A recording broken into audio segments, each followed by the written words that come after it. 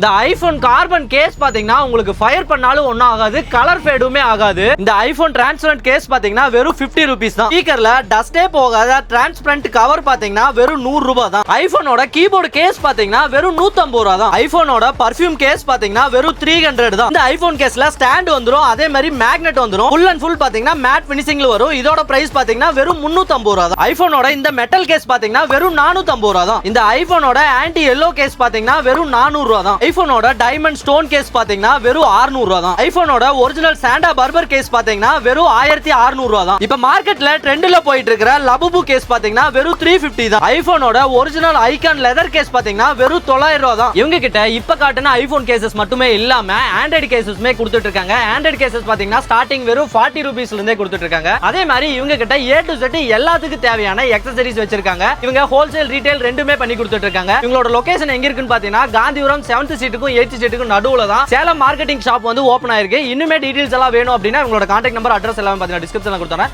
நம்ம பேஜை ஃபாலோ பண்ணுங்க, லைக் பண்ணுங்க, ஷேர் பண்ணுங்க. இந்த மாதிரி ஒரு அடுத்த கண்டென்ட்ல பார்க்கலாம். பை.